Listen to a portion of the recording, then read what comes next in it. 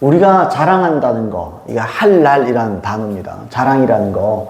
성경에서 자랑을 부정적으로 얘기하기도 하지만 또 자랑을 긍정적으로 얘기하기도 합니다. 근데 어쨌든 자랑이라는 거는 사람이 이 자기의 교만함을 표현하는 한 가지의 방식입니다. 근데 성경에 보면 사도 바울도 자랑하죠. 그리스도 예수를 자랑합니다. 자랑할 만한 걸 자랑해라. 그러니까 영원하지 않고 상대적이고 한시적인 거, 그런 거 우리가 붙들어서는 안 된다. 정말 중요한 게 있다. 영원한 것이고 절대적인 가치가 있는 것이 있다. 그게 뭐냐? 하나님을 아는 지식이다. 하나님을 아는 거다. 부자가 부함을 자랑해서는 안 된다. 그건 있다가도 없는 거고 그런 것이다. 또 뭐 재능도 자랑할 필요 없다. 용기 뭐 그런 거 자랑할 필요 없다. 그건 상대적일 뿐이다. 뭐 이런 얘기들을 했어요. 그러면서 오늘 본문의 말씀처럼 자랑하는 자는 이것으로 자랑해라. 하나님께서 자랑을 허락하신 게 있습니다. 그게 뭐냐? 하나님을 아는 거. 하나님 아는 걸 자랑해라. 근데 세 가지를 말했습니다. 여러분, 우리가 우리의 방식대로 하나님을 알고 있는 경우가 너무 많아요. 하나님의 말씀이 말하는 하나님의 형상이 아니고 내 마음대로, 내 입맛대로, 내 방식대로, 내 생각대로 하나님을 딱 세팅해 놓습니다. 그리고 하나님의 말씀을 들으면서도 내가 알고 있는 하나님이 아니면 이걸 거부해 버리는 거죠. 그러면서 분별이라고 말합니다, 사람들이. 나는 분별했다. 내가 진리를 안다. 그래서 난 분별한다. 이런 식으로 말하면서 진짜 하나님의 참된 모습을 다 가지치기를 하는 거죠. 그리고 자기 몸에 딱 맞는 하나님을 섬기고 그걸 하나님이라 부르는 겁니다. 그러나 제가 지난 시간에도 말씀드렸지만, 여러분, 이스라엘 백성들이 금송아지 우상을 모세가 이 10계명을 받으러 올라갔을 때 많은 시간이 걸렸지요. 그때 이스라엘 백성들이 대기하다가 송아지 형상을 금송아지 형상을 만들어놔요. 그러면서 거기에다가 여호와라는 이름을 짓습니다. 그러면서 이 신은 우리를 애굽에서 건져낸 신이다. 그러니까 하나님의 이름, 하나님을 다른 것으로 자기 방식대로 자기 입맛에 맞춰 필요에 따라서 금송아지를 만들어 놓고 그걸 하나님이라 그러는 거죠. 여러분, 이럴 수 있는 게 사람이라는 겁니다. 그리고 사람들은 대부분 그렇습니다. 그래서 여러분, 하나님께서 세 가지를 제시하는 거예요. 뭘 제시하느냐? 여러분, 프레임이라는 게 있습니다. 뭐 정치적인 용어로도 많이 쓰이지만 사람은요, 한 번 자기에게 각인된 걸 포기하지 않습니다. 근데 하나님은 말씀하세요. 그거 중요하지 않다. 하나님의 말씀의 프레임을 새로 짜라. 그렇게 말씀하는 거예요. 그러면서 하나님 말하는 거죠.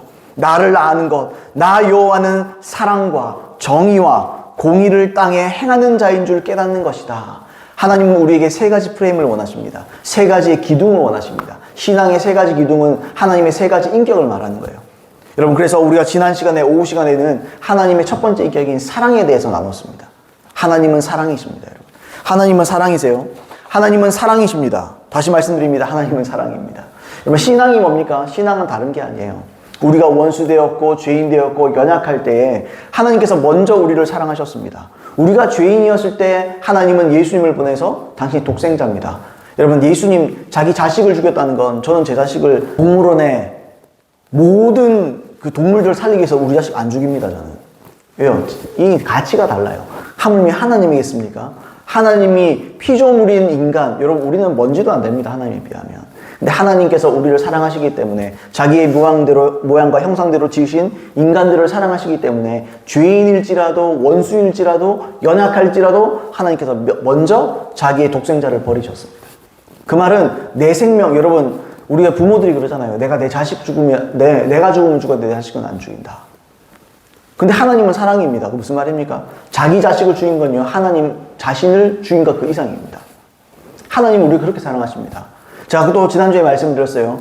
하나님께서, 예수님께서 또는 하나님께서, 여러분, 우리가 그때의 사랑과 지금 사랑은 변함이 없습니다. 하나님은 변치 않아요. 하나님은 항상 동일한 농도로 사랑하십니다. 우리가 가히 생각할 수 없을 정도로 사랑하십니다. 자, 그래서 그런 말씀을 드렸어요. 만약에 사람의 구원을 위해서 예수님께서 매일, 물론 아닙니다. 이건 성경적이진 않습니다만 이 원리를 말씀드리는 거예요. 예수님께서 만약 매일매일 십자가에서 죽으셔야 된다면 예수님 하셨을 겁니다. 그러니까 예수님께서 십자가에서 죽으셨을 때의 그 지극하시고 짙은 사랑은 지금도 똑같다는 거예요. 그리고 이 세상에 여러분 한 명만 있어도 예수님은 여러분을 위해서 죽었습니다. 그만큼 우리를 사랑하십니다. 여러분, 신앙이 뭡니까? 신앙은 간단하게 제가 말씀드렸죠. 믿음이 뭐냐? 믿음은 다른 게 아니다. 우리를 향하신 하나님에 대한 사랑에 대한 응답이다. 그리고 하나님께 드리는 우리의 사랑의 반납이다. 받았으면 여러분 빚지는 거 싫잖아요. 빚지는 거 좋아하는 사람이 있다면 그 사람은 양심이 없는 사람입니다. 빚지면 안 돼요. 내가 받았으면 줘야 됩니다. 여러분 사랑의 반납이에요. 우리 응답하는 겁니다. 하나님은 우리에게 지극한 사랑을 부어주셨고 우리는 그 하나님 사랑에 응답하는 삶을 살아가는 겁니다. 그게 신앙입니다. 여러분 아멘입니까? 여러분 하나님 사랑은요 현재도 진행형이에요. 그래서 우리가 지난 시간에 그걸 좀 나눠봤습니다. 지난 오후 시간에. 자, 오늘은 두 번째로 하나님이 정의를 행하는 분임을 깨달아야 됩니다. 여러분 사랑 다음에 나온 건 하나님의 정의입니다. 정의. 아시죠? 먼저 앞에서의 내용처럼 하나님을 가장 대표하시는 성품은 바로 사랑입니다. 이거는 뭐 하나님 존재가 사랑이니까요. 이거는 뭐 거부할 수 없죠. 하나님은 사랑 그 자체예요. 그러나 사랑이 하나님 형상의 전부는 아닙니다. 이걸 이해해야 돼요. 아, 사랑이니까 여러분 사랑하니까 하나님 사랑 하나밖에 없습니까? 그러면요 지옥을 만들면 안 돼요. 지옥에 던져 넣어도 심판도 있으면 안 돼요. 왜 사랑인데요, 뭘? 근데 하나님은 사랑이십니다. 그러나 하나님의 형상의 전부는 아니에요, 사랑이. 오늘 본문 말씀에 나오잖아요. 나 여호와는 사랑과 정의와 공의를 땅에 행하는 자인 줄 깨닫는 것이라. 나는 이 깨닫는 것을 기뻐한다. 나는 너희가 이걸 깨닫기를 원한다. 나는 너희가 이걸 깨닫는 걸 너무 즐겁고 행복하다. 너희가 이걸 제대로 알아야 된다. 이 말씀을 하는 거죠. 이처럼 하나님은 단지 사랑만 행하는 분이 아니죠. 하나님은 물론 무조건적으로 사랑하십니다, 우리를. 뭐 원수를 원수 사랑하기 쉬운 일이 아닙니다, 그죠? 하나님은 피해자입니다, 사실은. 언약 백성, 언약을 관계를 생각하면 하나님은 피해자세요. 저 사람을 만들어내 자기 피조물에게 배신당한 분입니다. 그런 존재입니다. 자, 아무튼 무조건적으로 우리를 사랑하셔요. 근데 사랑하시지만 정의를 통해서 우리를 또한 다스리는 분입니다. 사랑이 전부가 아니에요. 정의를 통해서 사랑을 실행하는 분입니다. 여러분, 정의가 없으면 질서가 없어요. 질서가 없으면요, 여러분, 부모 자식 관계에도요, 서로 사랑합니다. 그러나 질서가 있는 거예요. 예의가 있는 겁니다. 서로에 대한 예의가 있는 거예요. 예의 범절이라는 게 있는 거예요. 자식은 부모에게, 부모도 자식에게 지켜야 될 선이 있는 겁니다. 그죠? 다 그런 거잖아요. 정의를 통해서 하나님은 사랑을 실행합니다. 그래야 질서 가운데 우리가 방종이 아니라 진짜 자유를 누릴 수 있는 거예요. 참된 자유를 누릴 수 있습니다. 이 역시 하나님의 사랑에 기인한 겁니다. 사실은. 우리가 살피고 있는 이 예레미야서, 우리 지금 본문 살피고 있잖아요. 하나님의 성품 세 가지를 말하는데 첫 번째 성품이 뭐죠? 사랑이었습니다. 사랑과 정의와 공의와 이 순서가 이렇게 돼 있죠. 근데 유사 구절인 미가서 6장 8절에 보시면 가장 먼저 정의가 나와요. 그래 헷갈립니다. 사랑이 먼저요, 정의가 먼저, 이럴 수 있다고요. 가장 먼저 정의를 기록해요. 미가서 6장 8절 유명한 구절이죠. 사람아, 주께서 선한 것이 무엇임을 내게 보이셨나니 여호와께서 내게 구하시는 것은 오직 정의를 행하며 인자를 사랑하며 겸손하게 내 하나님과 함께 행하는 것이 아니냐, 이렇게 물어봐요. 이 순서가 다르잖아요. 사랑과 정의와 공의를 말했는데 여기서는 정의와 사랑과 뭐 이렇게 나와요. 정의 다음 사랑이 나와요. 왜 그럴까요, 여러분? 제가 처음에 이거 굉장히 헷갈리더라고요. 왜 그러지? 이게 중요도에 따라서 보통 말하기를 마련인데 하나님께서 왜 헷갈리게 또 반대로 말하시나? 순서가 왜 바뀌었나? 이렇게 생각할 수 있잖아요. 근데 왜냐하면 미가서의 주제 때문이에요. 미가서는요, 주로 장사치들이 된 제사장, 선지자, 이런 지도자들, 그러니까 동족들에게 공정하지 않게, 그죠, 이익을 취하는, 착복하는 이런 종교 지도자들, 당시 이스라엘 지도자들에 대해서 외치는, 또 경고하는 성경입니다. 그러니까 순서가 다른 거죠. 사랑을 강조하면 안 되는 거예요. 거기서는 정의를 얘기해 줘야 되는 거예요. 너희가 정의롭지 못하다, 이걸 지금 강조하는 거죠. 그래서 뭐라 그럽니까? 아까 미가서에서 여호와께서 내게 구하시는 것은 그랬잖아요. 지금 하나님의 성품을 보여주는 게 아니에요. 하나님께서 너에게 요구하는 것은 이거예요. 가장 먼저 정의부터. 너 똑바로 해라. 넌 공의롭지 못하다. 너희는 이 거짓으로 사람의 것을 착복하고 취하고 있다. 이걸 먼저 지적하는 거예요. 그런 차원에서 쓰였기 때문에 여러분, 정의가 먼저 앞에 나온 겁니다. 제 말 이해되시죠? 이건요, 하나님의 성품을 소개하는 본문이 아니고 당시 이스라엘 백성들 또는 이 지도자들, 특히 지도자들에게 요구하시는 성품을 말하는 겁니다. 그래서 순서가 바뀐 거예요.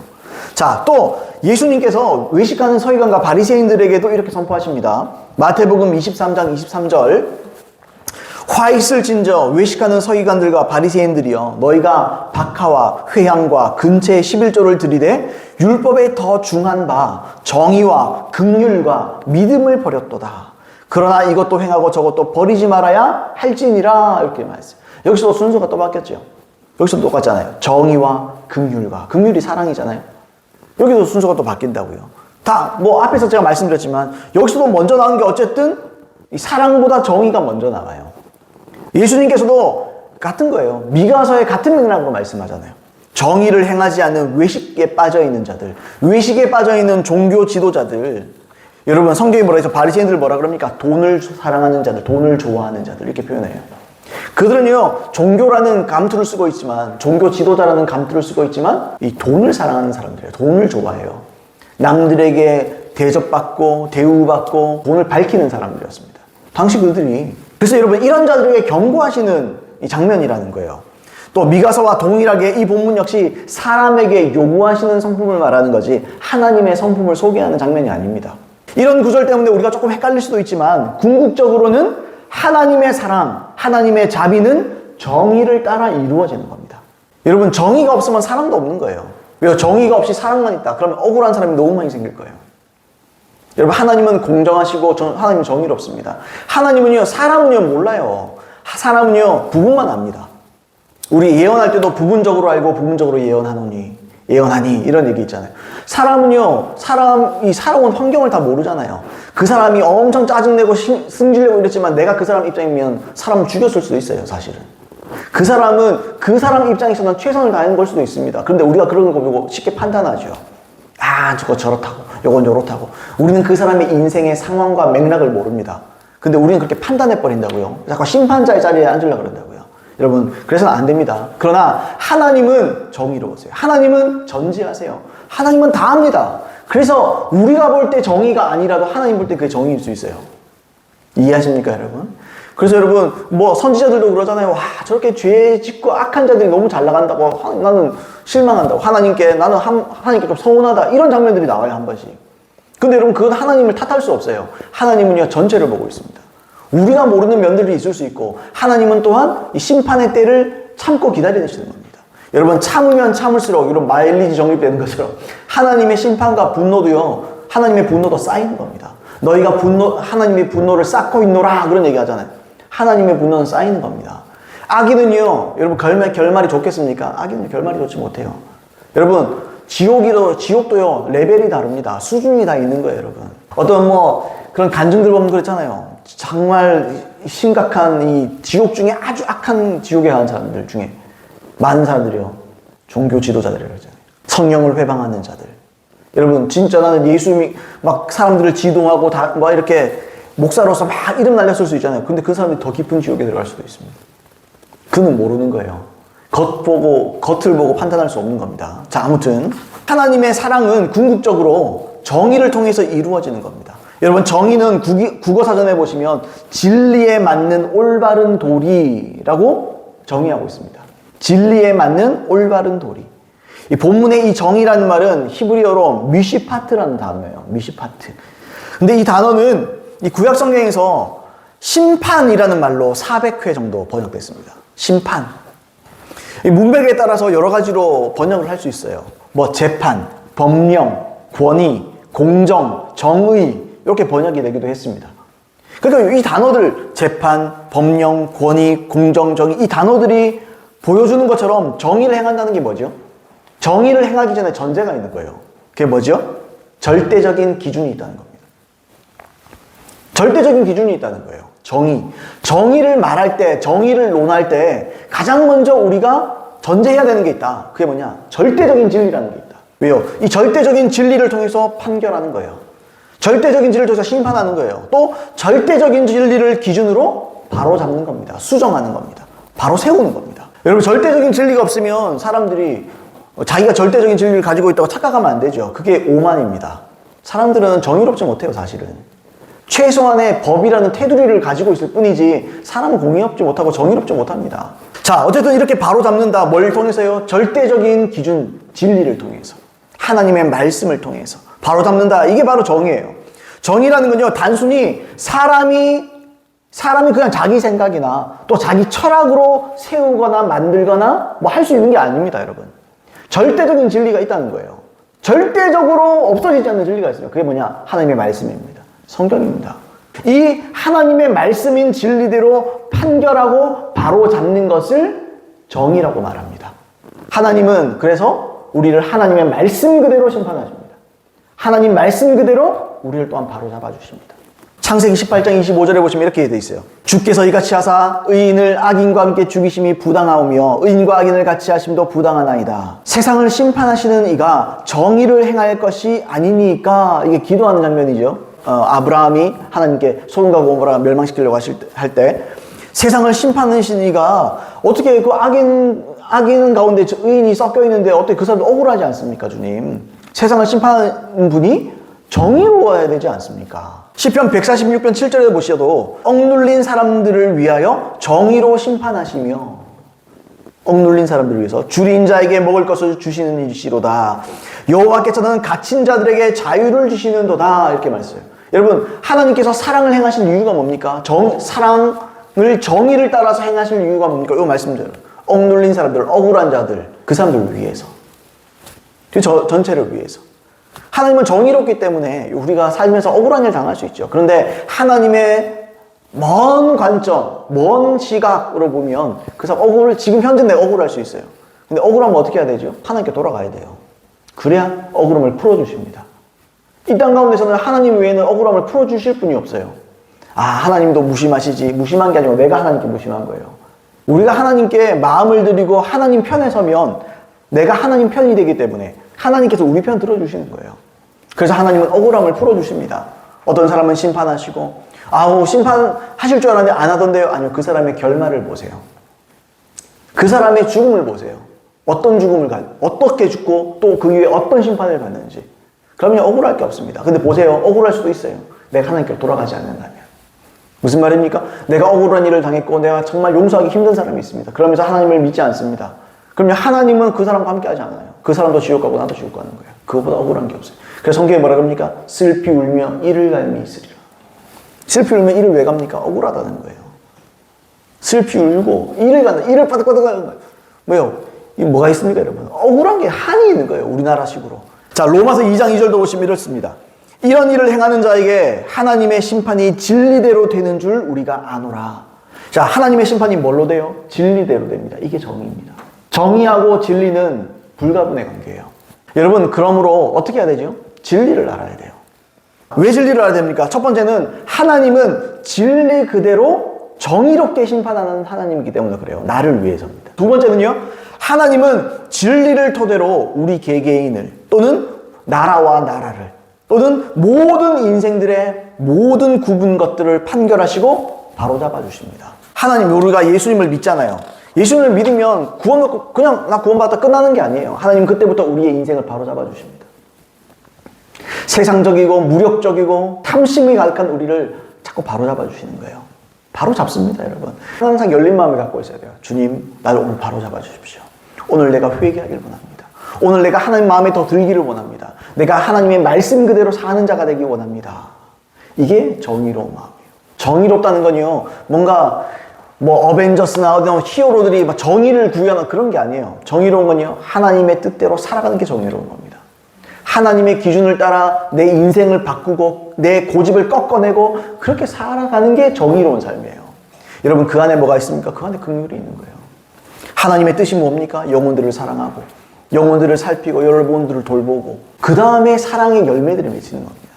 가장 중요한 게 뭐지, 여러분? 주님은 사랑이십니다. 그러나 정의를 통해서 사랑을 실행합니다.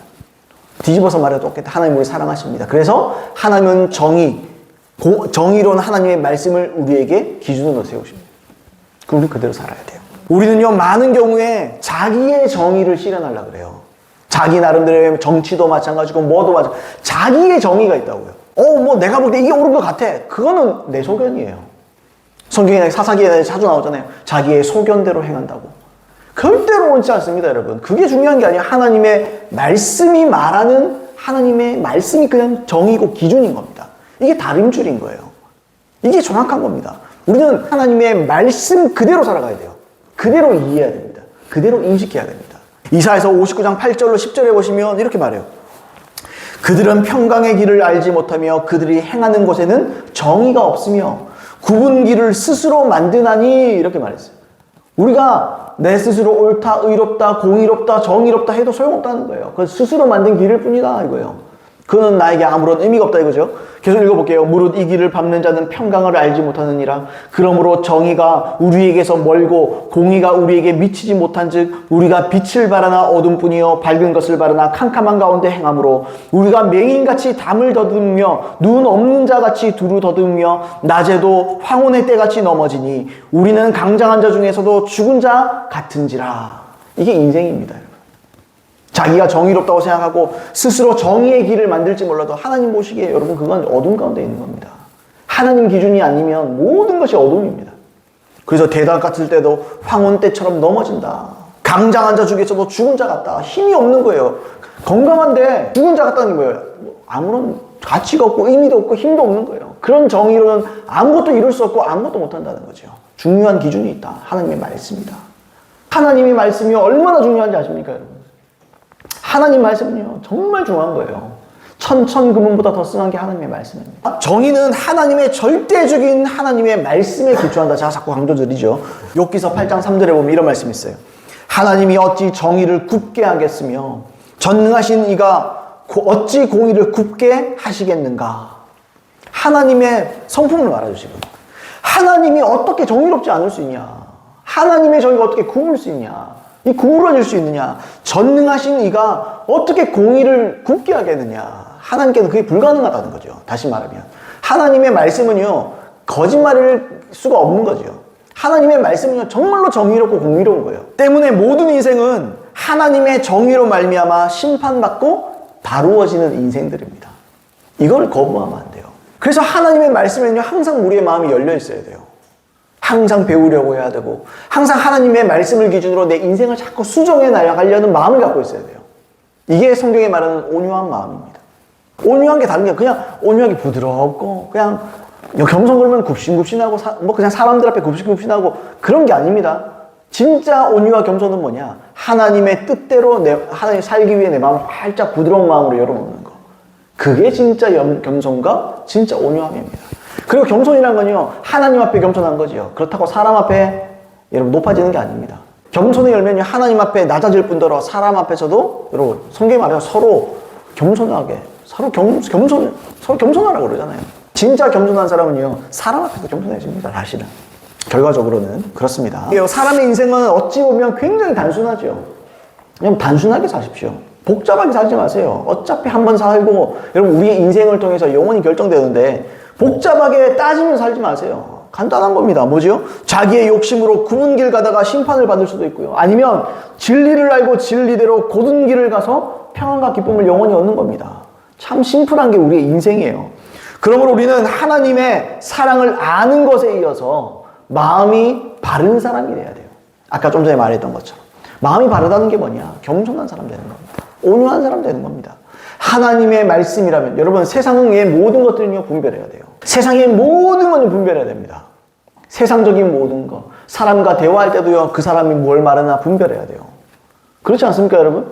어떤 사람이 연락이 왔다 뭐 저는 제일 싫은 전화가 그거예요. 전화 받았는데 한정민 고객님이십니까? 예 맞는데요. 뭐 거짓말할 수가 아니라고 할 수는 없잖아요. 예 맞습니다. 뭐 어디 보험에서 전화 드렸다고 막 그러면서 와, 이 사람들은 한숨에 한 10마디 하는 것 같아요. 숨을 안 쉬어요. 중간에 끊을 수가 없어. 그럼 나중에 한 1분, 2분 듣다 보면 미안해서 못 끊겠어, 또. 그렇지 않습니까, 여러분? 그 말을 안 끊죠, 사람들이. 계속 말하잖아요. 그 들으면 뭐예요? 결국에는 보험 가입하라는 거예요. 뭐 좋은 거 다 얘기해요. 처음에는 무조건 좋은 거 다 얘기해요. 다 때려 얘기합니다. 그래서 그럼 어떻게 해야 됩니까? 그러면 이거 가입하셔야 된다고. 연회비가 얼마고 나 옛날에 잘 모를 때 진짜 결혼 초반 때 어디 전화 와가지고 한번 속은 적이 있어요. 속았다 내가 바로 해지한 적이 있어요. 정말 너무 좁게 얘기하더라고요. 그때는 뭐 또 그런 전화가 막 자주 있는 시대가 아니었던 것 같아요. 그래서 막 얘기하면 막 또 순진하게 그러냐고 뭐 이래가지고 뭐 그래서 기억이 있어요. 모든 게 분별의 대상이라고요. 물론 하나님의 말씀을 해석하는 것도 분별의 대상이긴 합니다. 근데 하나님의 성령께서 성경적으로 우리에게 깨닫게 하시고 이해하게 하신다. 그러면요 100% 받아들여야 됩니다. 분별된 참된 진리다. 근데 내 기분이 상한다. 이 말 들으니까. 저 설교 들으니까 기분이 상한다. 그건 지 기분이고. 하나님은 기분 나쁘라고 얘기하는 게 아니에요. 살리려고 얘기하는 거예요. 여러분, 때로는 하나님의 말씀은요, 부담스럽습니다. 제가 설교의 특징이에요. 저도 부담스러운 말씀이에요. 누가 좋아하겠어요? 사람들은 위로받고 따뜻한 말 듣고 싶겠지. 근데 저는요, 그런 말 자신이 없어요. 따뜻한 말은요, 성령께서 하실 거예요. 내가 성령께 나가는데 중요한 건요, 성령과 연결시켜주는 거예요. 여러분, 나는 하나님 대신해서 하나님 자리에 내가 있는 게 아니에요. 저는요, 그냥 하나님과 사람 사이에 뭡니까? 중매쟁이에요. 하나님이 이걸 요구합니다. 결혼하시려면 중매해서 이 선 봐서 딱 하나님과 결혼해서 당신 구원받으려면 요런 조건이 있습니다. 하시겠습니까? 내가 이걸 얘기하는 거지. 뭐 따뜻하게, 뭐 하나님, 여러분 제가 얘기했잖아요. 하나님은 사랑만이 아니에요. 하나님은 정의와 공의가 있는 분이에요. 근데 정의와 공의는 다 빼먹고 사랑만 얘기한다, 따뜻한 얘기한다, 그건요, 사람도 할 수 있어요. 따뜻한 얘기 왜 못합니까, 여러분? 그 사람 듣기 좋은 얘기 왜 못해요? 딱 들어보면 알지. 아, 이 사람 이런 얘기 듣고 싶네. 그래, 따뜻하게 손잡아줘. 그럼 물론 필요할 때 할 수 있죠. 이 사람이 너무 하나님 말씀에 살다가 지치고 막 이러고 위로가 필요하다. 그럼 저 손잡아줄 수 있어요. 아, 힘내십시다. 같이 기도하십시다. 나 그런 거 할 수 있어요. 근데요, 죄를 버린 마음이 없어요. 죄 때문이에요, 그게 보면. 자기가 마음을 완악하게 하니까 삶이 힘든 거예요. 그러면 뭐 해야 돼요? 아, 괜찮다고. 그래도 된다고. 하나님은 당신 사랑한다고. 이러면 돼요. 당신의 마음을 깨뜨려야지. 당신의 마음을 돌이키십시오. 하나님은 오해하는 겁니다. 하나님은 당신 사랑합니다. 그래서 회개를 얘기하는 겁니다. 하나님은 당신과 가까워지길 원하십니다. 그런 얘기 해야 되지 않겠어요? 자, 말이 좀 다른 데로 갔지만, 자, 어쨌든 우리는 마음이 바른 사람 돼야 되죠. 하나님이 그렇게 말씀하십니다. 내가 거룩하니 너희도 거룩하라. 그런 말씀하셨어요. 동일해요. 하나님이 정의롭기 때문에 우리도 정의로워야 됩니다. 하나님께서 하나님의 말씀 가운데 사시기 때문에, 하나님의 말씀 그 자체시기 때문에 우리도 하나님을 닮아야 됩니다. 우리의 삶도 하나님 같아야 돼요. 여러분, 오해하지 마세요. 제가 이단이나 무슨 사이비 교주라 가지고 우리가 하나님 돼야 된다, 그런 얘기 하는 게 아닙니다. 근데 성경에 말하죠. 너희가 신이다 그러죠. 성경에. 예수 믿는 하나님을 경외하는 자들 보고 너희가 신이다 그렇게 말해요. 그게 진짜 신이라는 말이 아니고 하나님의 모양과 형상대로 이제 하나님의 모양이다, 하나님의 형상이다, 이런 말이에요. 회복돼서 하나님 형상으로 살아가는 자들이다, 이런 걸 얘기하는 거예요. 그래서 우리의 인생은요, 하나님 같아야 돼요. 하나님처럼 분별력 있고 하나님처럼 사랑이 있고, 그러나 하나님처럼 동시에 정의롭고 공의로워야 되는 거예요. 이게 다 있는 거예요. 다 있는 거. 우리 그렇게 살아야 됩니다. 그렇게 살려면요, 뭘 알아야 살지. 우리의 마음을 활짝 열어 하나님의 말씀 가운데로 집중해야 됩니다. 그래서 굽은 마음이 아니라 바른 길, 바른 마음을 가져야 되겠죠, 우리가. 그럼 어떻게 하면 우리가 바른 마음의 사람이 될 수 있습니까, 여러분? 무엇보다 우리는 하나님의 정의로우심을 두려워할 수 있어야 돼요. 하나님은 네 편, 내 편이 없어요. 하나님은 종교 생활한다고 딱 내 편 들어주고 그러지 않습니다. 내가 진짜인지 가짜인지를 분별하십니다. 그러니까 하나님은 무조건 무슨 교회 출석 정도다, 그래서 야, 난 네 편 대줄게, 그런 게 아닙니다, 여러분. 하나님은 우리 편이 아닙니다. 우리가 하나님 편이지. 제 말 이해합니까, 여러분? 여러분, 예수 믿는 사람이 착각해요. 우리 하나님 내 편, 무조건 자기 편 들어줘야 되잖아요. 그러지 않아요. 여러분, 우리는 내 욕심과 내 모든 걸 다 꺾어내고 우리가 하나님 편에 서야 됩니다. 그러면 하나님과 내가 똑같은 한 편이 되는 거예요. 이해하십니까, 여러분? 위치가요, 하나님 저기 계신데 내 뒤에 서주시는 게 아니에요. 내가 하나님 뒤에 가는 거예요. 그게 내가 하나님 편에 서는 겁니다. 내가 하나님 편에 서면 하나님은 나를 위해 일하십니다. 내가 하나님을 위해서 일하기 때문에. 하나님 편에 섰다는 게 뭡니까? 하나님께서 보는 그대로를 행하고 하나님께서 보시는 마음먹으신 그대로를 나가 알고 행하는 거잖아요. 하나님의 축복, 하나님의 능력이 우리 선에서 우리에게 펼쳐지는 거예요. 하나님은 우리에게도 정의를 행하신다. 이 말은 하나님은 우리도 심판하신다. 여러분, 사람 한 번 죽으면 사람이 정해져 있고요, 죽으면 심판이 다 있습니다. 심판은 못 피해요. 한 번 죽는 것이 사람에게 정해진 것이죠. 이건 아멘이죠. 경험이기 때문에. 근데 그 위에 심판이 있다, 이거는 사람들이 경험해도 말을 할 수가 없어요. 여러분, 인생이 하나님의 이 영원이라는 시간 가운데서, 이 영원이라는 시간, 그게 우리가 사람이기 때문에 시간이라는 개념이 있잖아요.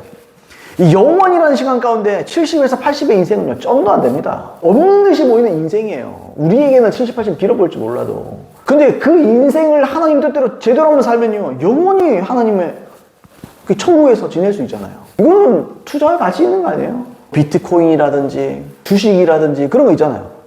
그런 거 요만큼의 이득을 얻으려고도 사람이 돈을 다 때려붙잖아요. 그 확실하지도 않은 것 때문에.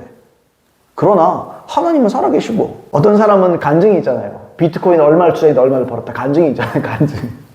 어떤 사람도 간증이 있잖아요. 주식을 했는데 이만큼 벌었다 간증이 있잖아요. 내가 예수 믿었는데 하나님을 내가 만났다. 이런 간증은 왜 안 믿어요, 근데? 그 사람의 간증의 실체를 알아요? 그 사람 진짜인지 가짜인지? 아니, 돈 투자해서 돈 벌었다는 사람 실체가 있나요, 그 사람? 그 사람 말만 듣고 어떻게 알아요? 근데 사람들이 믿는다고요. 나 유튜브에서 사람들이 뭐 돈 버는 방법 가르쳐준다. 사람들도 그거 듣고 막 열광해가지고 막 돈 때려 넣는다고요. 저런 데는 잘 믿고, 왜요? 자기가 추구하고 있는 걸 얘기해 주니까요. 하나님은 사람의 영혼을 사모하는 마음을 주셨어요. 근데 그게 큰 가치가 아닌 거예요, 자기에게. 그러니까 지옥 갈 사람과 천국 갈 사람은 정해져 있는 거예요, 사실은. 그런 의미에서는. 자, 그러면 어떻게 해야 바른 사람 되느냐? 자꾸 딴 얘기해가지고. 자, 나에게도 정의를 행하는 분입니다, 그분. 이걸 믿어야 돼요. 이걸, 그래, 두렵고 떨립니다. 그래서 하나님의 말씀이 그렇게 말하는 거예요. 히브리서 4장 12절로 13절 말씀에 하나님의 말씀은 살아있고 활력이 있어 좌우의 날선 어떤 검보다도 예리하여 홍과 영과 및 관절과 골수를 찔러 쪼개기까지 하며 또 마음의 생각과 뜻을 판단하나니 지으신 것이 하나도 그 앞에 나타나지 않음이 없고 우리의 결산을 받으실 이의 눈앞에 만물이 벌거벗은 것 같이 드러나느니라. 여러분, 진짜 하나님의 참된 말씀은요, 우리를 벌거벗깁니다. 벌거벗 부끄럽게 만들어요. 사람들이 말씀 듣고 짜증나잖아. 좀 말을 저렇게 해. 말씀을 저런 식으로 전하냐. 그 왜 그런지 알아요? 그 부끄러운 거예요. 자기가 드러나서 그런 거예요, 사실은. 자기가 드러난 거예요. 자기 자존심이 상하는 거예요. 자기가 그렇게 살고 있지 않으니까 그게 기분 나쁜 거예요. 근데 자기가 그렇게 살고 있다, 그걸 추구하고 있다, 그 말씀을 들으면 꿀입니다, 꿀. 맞아. 저 말씀 내가 들어야 돼. 그래도 맞아. 저 사람 들어야 돼. 이게 아니고 딱 들으면 맞아. 내가 저런 사람이야. 이게 은혜입니다, 여러분. 내가 저렇게 악한 사람, 내가 저런 악한 부분, 아직도 해결하지 못한 부분이 있어. 하나님 지금 나에게 지적하시는 거야. 그래, 하나님이 나를 너무 사랑하시는 거야. 하나님은 정의롭고 공의로우셔서 내가 이 죄를 가지고는 당신을 만날 수 없다는 걸 아시고 하나님께서 나에게 초대장을 보내시는 거야. 여러분, 이렇게 판단해야 되는 거예요. 이처럼 살아있는 하나님의 말씀은 겸손한 자에게 주어지는 레마의 말씀. 이게 원어에도 봐도 레마예요, 레마. 이걸 통해서 우리의 마음과 생각, 숨은 뜻을 다 드러낸다. 그렇게 표현하죠. 우리의 숨은 뜻, 우리의 야망, 우리의 동기, 우리의 이 숨어있는 뜻들을 다 드러내는 겁니다. 진리에 의해서 다 판단을 받는 거예요. 너는 그렇게 생각하지, 그거 틀렸어. 하나님의 말씀만 때 너는 그건 바른 마음이 아니야. 내 기준으로 봤을 때, 하나님의 말씀을 기준으로 봤을 때 그건 엇나간 거야. 그건 바르지 않은 거야. 이걸 자꾸 우리에게 말해준다고요. 그래서 제가 말씀드리는 거예요. 하나님의 말씀을 사모하지 않는 사람은 구원받을 확률이 적습니다. 하나님의 말씀을 사모하지 않는 사람은요, 구원받을 확률이 적고 진짜일 가능성이 적어요. 가짜일 가능성이 굉장히 많습니다. 하나님의 말씀을 사모하지 않는다. 왜요? 매일매일 하나님의 말씀은요, 우리를 달아봅니다. 일부러 그렇게 하시는 거예요. 왜죠? 이게 은혜라는 거죠. 뭡니까, 여러분? 우리 13절 말씀에 이렇게 돼 있죠. 우리의 결산을 받으실 이의 눈앞에 만물이 벌거벗은 것 같이 드러나느니라. 여기서 결산을 받으실 이의 눈앞에 이렇게 되죠. 우리가 결국에는 결산 받는다는 거예요. 다시 말하면 심판 받는다는 겁니다. 결산이라는 편이 이 세 많은 거잖아요. 세 많은 거. 하나님 우리를 다 달아보신다는 거예요. 하나님이 결국에는 예수 믿는 너희들도 다 달아보실 것이다. 이런 얘기 하는 거거든요. 최종 심판을 받기 전까지 어떤 일을 해야 돼요? 살아있는 하나님의 말씀으로 우리의 영이 찔러 쪽에 항상 드러나고 있어야 됩니다. 여러분, 비비크림 많이 바르요. 남자들도 요즘 비비크림 바르더라고요. CC크림도 있고. 제가 옛날부터 얘기했는데 이게 크다가 ZZ 크림이 나올 것 같아요. 하여튼 크림이 많이 나와요. 근데 그 크림을 어디를 저는 여기 이렇게 고문한 게 있잖아요. 이게 어릴 때부터 있었는데. 여러분, 제가 만약에 비비크림을 바르다. 제가 결혼식 때 얼굴에 화장 떡칠을 했거든요. 그 처음에 바르는데 사진 찍으려면 이쁘게 나와야 떡칠을 시키더라고요. 여기부터 바르더라고요. 점과 흠이 있는 것부터 가리고 이것부터 없애야 되잖아요. 여러분, 하나님의 말씀이 우리의 속에 있는 점과 흠과 티를 다 드러내줍니다. 그러면 비비크림 바르면 안 돼요. 회개를 해야 돼요, 우리는. 가리고 끝날 게 아니에요. 가리더라도 예수님의 보혈로 우리를 가려야 돼요. 덧입어야 돼요. 예수님의 보혈이 누구에게 덧입혀집니까? 회개한 자들. 회개하고 예수님을 왕으로 모신 자들. 그런 사람이 덧입혀지는 거예요. 그럼 우리는 어떻게 됐어요? 하나님의 말씀을 매일매일 들어야 돼요? 안 들어야 돼요? 들어서 내 실체가 항상 드러나 있어야 돼요. 왜요? 그래야 내가 하나님께 은혜를 구해요. 그래야 내가 하나님께 회개를 해요. 하나님, 내가 또 승질냈네요. 하나님, 요 앞에 또 주차 또 입구를 갈아놨네요. 도대체 몇 번을 얘기해도 또 며칠 전에 보니까 하나님 이거 세워놨는데 바퀴가 다 찌그러뜨려가지고 이게 휘었어요. 그 밑에 들어서 또 열받더라고. 야 이거 좀 잘 좀 하지. 이거 하고 좀 내려놓고 하지. 그런 승질 내면서도 주님 내 인격이 뭐 그렇게 안 돼요. 내가 자꾸 드러나야 돼요. 하나님 말씀 앞에, 하나님의 기준 앞에 내가 자꾸 드러나야 돼요. 그래야 나를 준비시킬 수 있어요. 그래서 여러분, 매일매일 하나님의 말씀이 우리의 기준이라는 걸 알고 말씀 앞에 두려워해요. 이 기준대로라면 나 지옥 갈 수도 있겠다. 이 기준대로라면 이러면 끝이잖아요. 하나님의 말씀이 딱 잣대예요. 잣대. 하나님의 말씀 그대로 우리를 심판하시는 거예요. 좀 감안해주고 조금 빼주시겠지. 그런 거 없다니까요. 왜냐면 하나님은 정의롭기 때문에 하나님은 자기가 말씀하신 것을 부정할 수가 없어요. 그러니까 기준이 딱 정해져 있는 거예요. 그럼 하나님 말씀을 잘 알아야 되겠죠. 그 말씀 앞에 내가 내 흠도 내 티도 다 잘라내 정으로 쳐서 깨뜨려야 되겠죠. 다 깨뜨려야 되는 거예요. 회개하고 돌이키고 고백하고 결단하고 은혜를 얻고, 그래서 우리 그렇게 되어야 될 거예요. 여러분, 하나님은 사랑이잖아요. 그래서 자녀들이 바르게 되기를 원해요. 저도 우리 아이들이 잘 되었으면 좋겠습니다. 단순히 돈 많이 벌고 성 많은 건 난 그건 모르겠어요. 그건 하나님이 해주실 일이에요. 그러나 나는 하나님 앞에 우리 아이들이 정말 하나님 경외하고 바른 사람들이 됐으면 좋겠어요. 이게 예수 믿는 아버지로서의 자녀들을 향한 마음입니다. 하물며 하나님은 어떻겠습니까? 하나님은 우리가 어떻게 생각하시겠습니까? 하나님은 우리가 잘 되길 원하세요. 여러분, 로마서의 말씀에 보시면 하나님의 인자하심이 너를 인도하여 회개하게 하신다. 하나님의 인자하심이, 하나님의 사랑이 너를 인도하신다. 뭘로요? 회개하도록 인도하신다. 사랑하면 회개 안 해도 될 것 같죠? 아니라니까요. 사랑하기 때문에 인도하시는 거예요. 회개로. 사랑하기 때문에 하나님의 말씀으로 인도하는 거예요. 사랑하기 때문에 듣기 싫은 말씀이라도 듣게 하는 거예요. 내가 널 사랑한다는 거예요. 사랑하기 때문에 잘 되기를 원하는 거예요. 이런 일들은 네가 반드시 고쳐야 된다. 어떤 고집스러운 모든 이거 네가 깨뜨려야 된다. 그래야 너에게 내가 복을 줄 수 있다. 그래야 내가 너를 구원해 줄 수 있다. 이게 부모 마음이에요. 이게 하나님 아버지의 마음인 줄로 저는 믿습니다. 여러분, 아멘이죠? 말씀을, 그래서 결과적으로 말씀이야말로 우리가 바른 마음을 가질 수 있도록 하는 방법이고 수단입니다. 그래서 하나님 말씀을 사모해야 될 줄로 믿습니다. 에베소 5장 21절로 28절에 이런 말씀이 있습니다. 이는 물로 씻어 말씀으로 깨끗하게 하사 거룩하게 하시고, 뭘로 했다고요? 물로 씻어 말씀으로 깨끗하게 하사 거룩하게 하시고. 하나님의 말씀은요, 지식 유의가 아닙니다. 많이 알면 천국과 그런 것도 아니에요. 무슨 말이죠? 말씀으로 깨끗하게 하사 거룩하게 하시고. 하나님의 말씀은요, 우리를 깨끗하게 만듭니다. 거룩하게 만듭니다. 그 다음에요, 자기 앞에 영광스러운 교회로 세우사 티나 주름 잡힌 것이나 이런 것들이 없이 거룩하고 흠이 없게 하려 하심이라. 영광스러운 교회로 세운다는 말은 우리가 지체이기 때문에 여기에 우리를 넣어야 돼요. 영광스러운 우리가 영광스럽게 되기를 원하는 겁니다. 교회에 이걸 말하는 걸 수도 있지만, 이 영광스러운 교회라는 건요, 비가시적인 교회를 말하는 거예요. 그러니까 그리스도인들을 말하는 겁니다. 그리스도인들의 모임, 진짜 성도들의 모임을 말하는 거예요. 영광스러운 교회로 세우사 티나 주름 잡힌 것이나 이런 것들이 없이 거룩하고 흠이 없게 하시기를 원합니다. 없게 하려 하시면 뭘로요? 말씀을 통해서. 말씀이 중요해요, 안 중요해요? 여러분, 여러분 세상에서 거룩을 어디서 찾을 수 있어요? 교회 외에는 거룩한 것이 없어요. 그리스도인 외에는 거룩이라는 말 쓸 수 있는 곳이 없습니다. 그건 하나님이 하시는 일이기 때문에. 그건 하나님의 속성이기 때문에. 여러분, 그래서 우리는 말씀을 사모해야 된다는 거죠, 제 말은. 자, 여러분 기억하십시오. 하나님은 사랑입니다. 하지만 정의를 통해서도 그 사랑이 표현되는 겁니다. 만약에 하나님이 무조건적으로 사랑만 베푸시는 분이라면 우리는 회개할 필요가 없습니다. 사랑하는데 뭘 가지고 보내겠어요? 우리가 자꾸 그런 이론을, 그런 논리를 편다고요. 야, 하나님이 자기 자식 버리겠냐?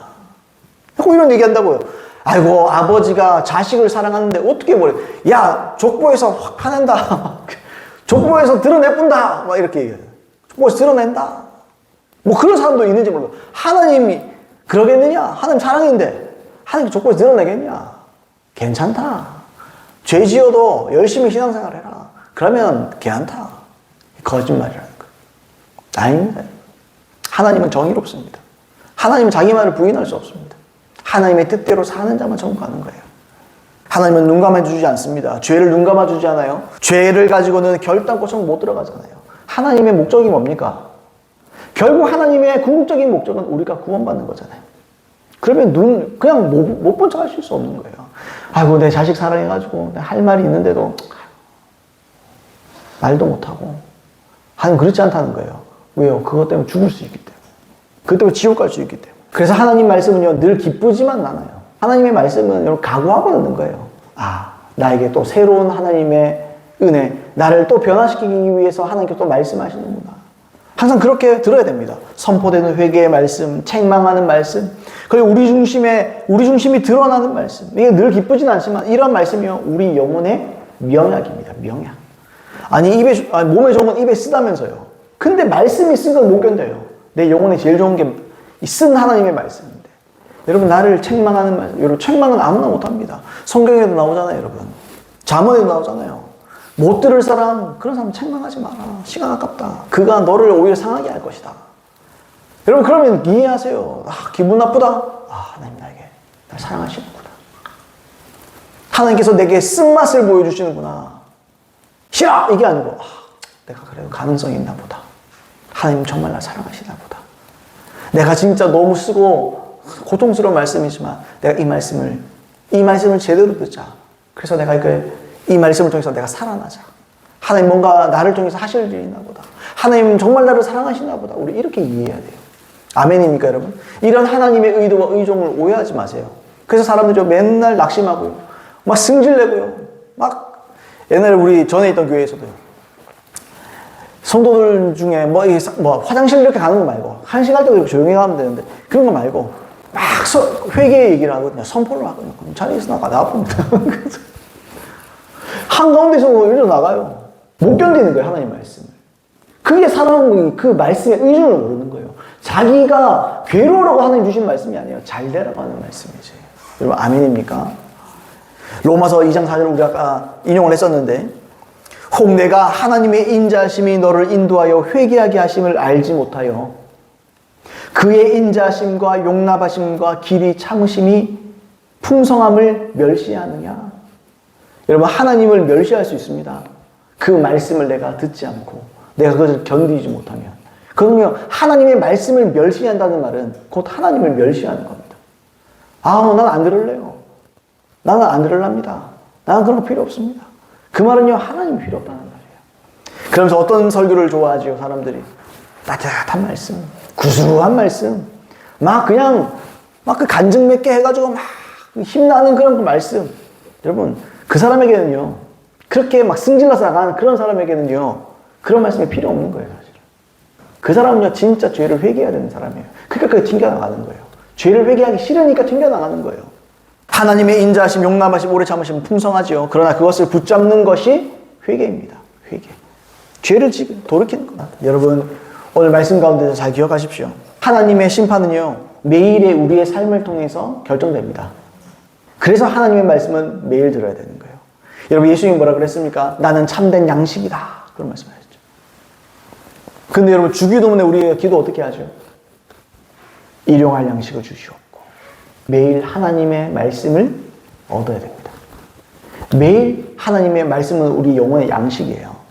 하나님의 말씀을 매일 들어야 됩니다.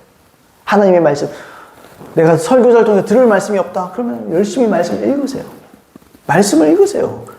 교회에서만 읽지 말고 열심히 여러분 삶 가운데 읽으세요. 딱 시간을 정해놓고 내가 몇 장 딱 해가지고, 우리 애들도요, 초등학교 1학년 때부터, 유치원 때부터 2장씩, 4장, 요즘에 4장씩 읽어요. 그게 자꾸 읽어야 돼요. 자꾸 습관을 들여야 돼요. 이거 안 하면 율법적으로 그렇게 하는 게 아니고 읽어야 돼요. 그래서 하나님의 마음을 얻어야 돼요. 또 읽다 보면 이거 가르쳐야 되죠, 저도. 말씀을 이제 문자를 읽는 데서 성령과 함께 읽는 걸 배워야 되는 거죠. 그래서 하나님의 마음을 얻고 내가 고칠 부분들을 가르쳐 달라고 하는 게 말씀드리고 아뢰고 주님과 교제하고, 교제는 그렇게 하는 거예요, 하나님과 교제는. 그래서 여러분, 심판을 준비한 저 여러분 되기를 예수님을 축복합니다. 하나님은 사랑이십니다. 하나님은 정의로우십니다. 하나님은 내 삶을 다 보고 계십니다. 우리의 마음의 일거수일투족, 우리 삶의 일거수일투족, 우리 마음에 있는 모든 숨은 동기와 야망과 모든 정욕을 다 보고 계십니다. 여러분, 비워냅시다. 여러분, 다 내려놓읍시다. 그래서 하나님의 뜻대로 살아 하나님께 칭찬받고 천국 가는 저와 여러분 되기를 예수님의 이름으로 축복합니다.